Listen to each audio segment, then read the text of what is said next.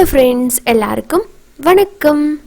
Daily ஒரே மாதிரி சட்னி, சாம்பார், குருமா வச்சு உங்களுக்கு போர் அடிச்சிருச்சு அப்படின்னா உங்களுக்காகவே இந்த வீடியோ நல்ல ருசியான உருளைக்கிழங்கு பட்டாணி குருமா, அதுவும் இட்லி தோசைக்கு எப்படி ருசியாக செய்கிறது அப்படிங்கிறத குயிக்காக செஞ்சுருக்கேன். வாங்க வீடியோக்குள்ளே போய் பார்த்து தெரிஞ்சுக்கலாம். இந்த குருமா வைக்கிறதுக்கு முதல்ல தேங்காய் பேஸ்ட்டை ரெடி பண்ணிக்கலாம். அதுக்கு ஒரு மிக்சி ஜாரில் 1 கப் துருவன தேங்காய் அதை சேர்த்துடலாம்.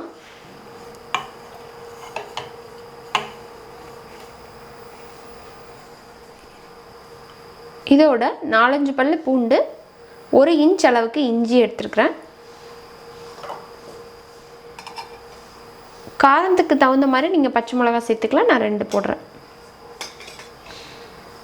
முந்திரி ஒரு 10 பீஸ் அளவுக்கு எடுத்துருக்கிறேன். அதோட 1 டீஸ்பூன் மட்டும் பொட்டுக்கடலை. இது ஆப்ஷனல் தான். நீங்கள் முந்திரி சேர்க்கும் போதே உங்களுக்கு திக்னஸ் கொடுக்கும்.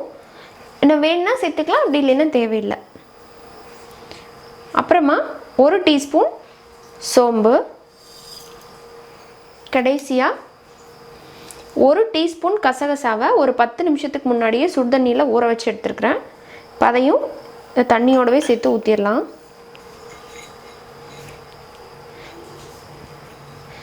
இப்போ இதில் கொஞ்சமாக தண்ணி சேர்த்து நல்லா நைஸ் பேஸ்ட்டாக அரைச்சி வச்சுக்கலாம்.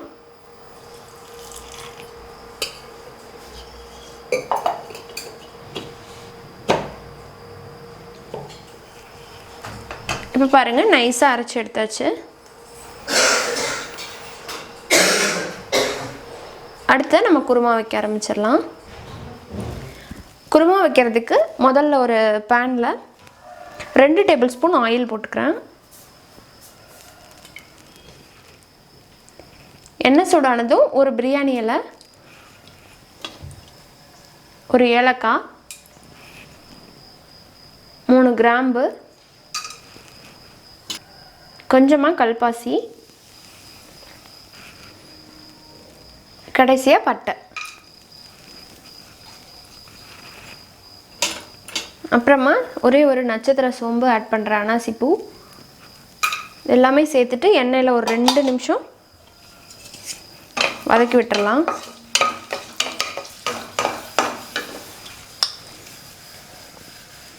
அடுத்ததான் இதில் பொடி பொடியாக கட் பண்ண ஒரு பெரிய வெங்காயத்தை சேர்த்துக்கிறேன். வெங்காயம் நல்லா பெரிய வெங்காயமாக போட்டிருக்கிறேன். மீடியம்னா 2 போட்டுக்கோங்க. இது லைட்டாக டிரான்ஸ்பரண்ட் ஆகிற வரைக்கும், கண்ணாடி பதம் வர வரைக்கும் நல்லா வதக்கிக்கலாம். இப்போ வெங்காயம் நல்லா கண்ணாடி பதம் வந்துருச்சு. அடுத்ததாக இதில் தக்காளி சேர்த்துக்கலாம். பெரிய தக்காளினா 1 போட்டுக்கோங்க, மீடியம் சைஸ்னால் 2 நீல வாக்கில் கட் பண்ணி சேர்த்துக்கிறேன்.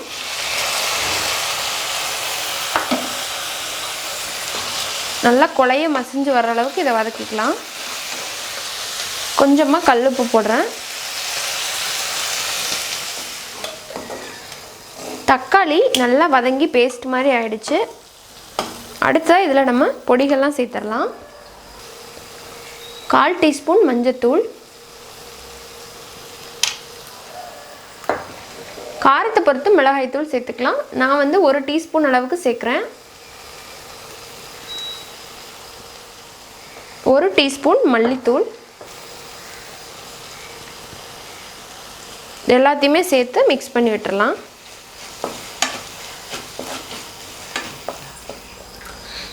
லைட்டாக மிக்ஸ் பண்ணதுக்கப்புறமா நம்ம இதில் உருளைக்கிழங்கு கட் பண்ணி வச்சுருக்கிற 1 அதை சேர்த்துக்கலாம். அதே கப்பில் 1 கப் பச்சை பட்டாணி, ஃப்ரெஷ் பட்டாணி எடுத்துருக்கிறேன். நீங்கள் காஞ்ச பட்டாணியாக இருந்தால் ஊற வச்சு வேக வச்சு சேர்த்துக்கோங்க.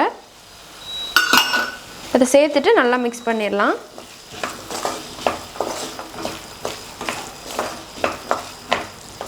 இப்போ இந்த மாதிரி ஒரு தடவை கலந்து விட்டதுக்கப்புறமா நம்ம இதில் தண்ணி சேர்த்துடலாம். தண்ணி சேர்த்து இந்த உருளைக்கிழங்கு பட்டாணி அப்புறமா நம்ம சேர்த்துருக்கிற ஃப்ரெஷ் மசாலா எல்லாம் நல்லா பச்சை வாசம் போய் காயெல்லாம் நல்லா வெந்து வர்ற வரைக்கும் இது நல்லா கொதிக்கட்டும். இப்போ இதில் கொஞ்சமாக உப்பு சேர்க்குறேன். இந்த காயெல்லாம் நல்லா பிடிச்சி வேகட்டும். சேர்த்துட்டு ஒரு டைம் மிக்ஸ் பண்ணதுக்கப்புறமா நம்ம மூடி போட்டுற வேண்டியதான். இப்போ கரெக்டாக ஒரு 8 நிமிஷத்துக்கு மேலேயே ஆயிடுச்சு.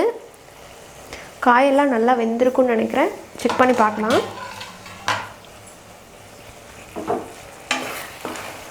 நம்ம சேர்த்த தண்ணியெல்லாம் நல்லா வத்திடுச்சு. காய் நல்லா வெந்துருச்சு. ஸோ ஒரு டைம் வந்து மிக்ஸ் பண்ணிவிட்டு நம்ம அரைச்ச அந்த ஃப்ரெஷ் மசாலா பேஸ்ட் இருக்கு இல்லைங்களா, தேங்காய் மசாலா, அப்போ அதை சேர்த்துடலாம். இதுலேயே லேசாக தண்ணி கலந்து உள்ளே ஊற்றிக்கிறேன். தேவையான அளவுக்கு நீங்கள் தண்ணியும் இந்த டைமில் சேர்த்துக்கலாம். ஸோ இது நல்லா கொதிக்கட்டும்.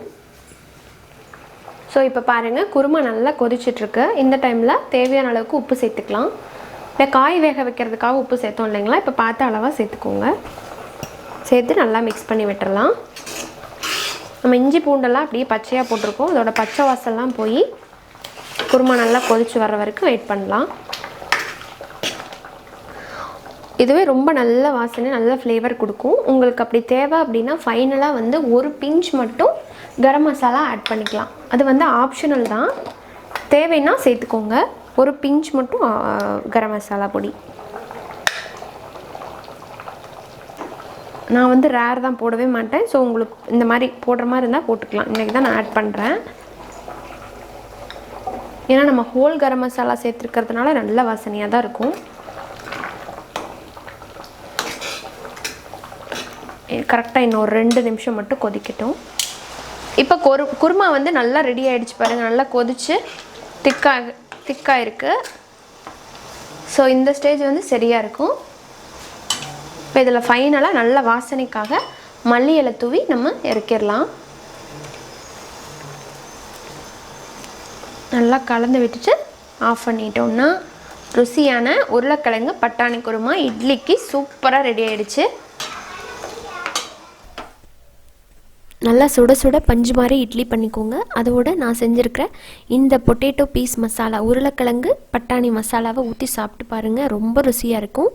நான் சொன்ன இதே அளவுகளோடு ஃபாலோ பண்ணி பாருங்கள். நல்லா சுட சுட ருசியான idli and potato peas kurma ready இப்போது.